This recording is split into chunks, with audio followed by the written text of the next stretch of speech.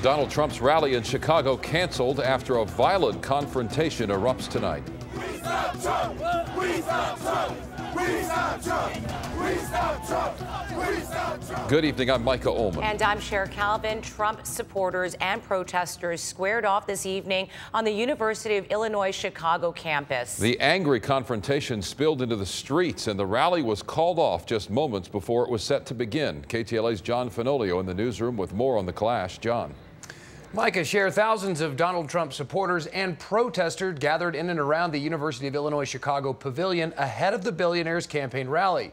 When the event was canceled, unrest escalated quickly.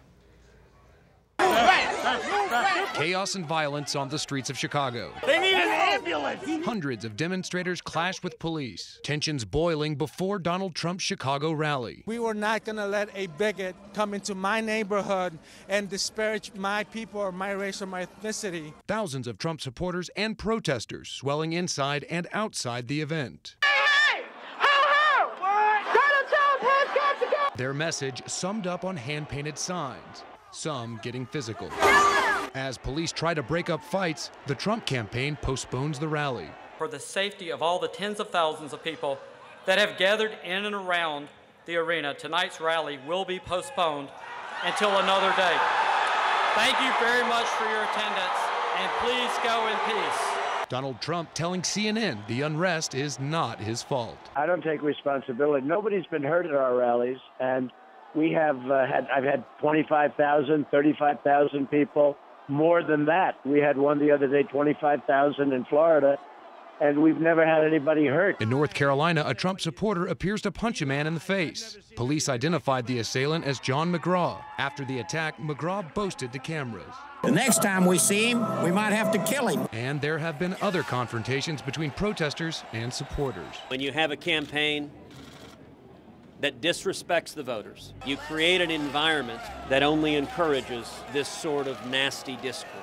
The billionaire frontrunner now drawing increased criticism for inciting violence. You have a candidate in Donald Trump who clearly has used language that appeals to anger, and in some instances has actually said to the crowd, no, let's beat this person up, or let's do this, or let's do that.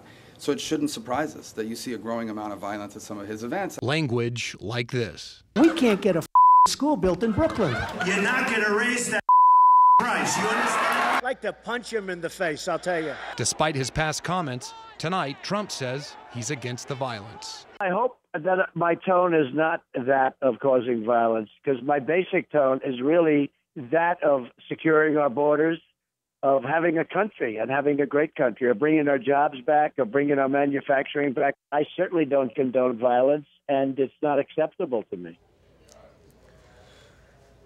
Chicago police say that 2 of their officers were wounded in the unrest, both with non-life-threatening injuries.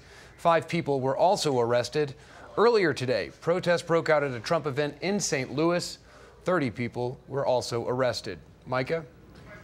Okay, John, thank you. Other developments today on the road to the White House. Former GOP presidential candidate Dr. Ben Carson endorsed Donald Trump during a campaign event today in Palm Beach, Florida.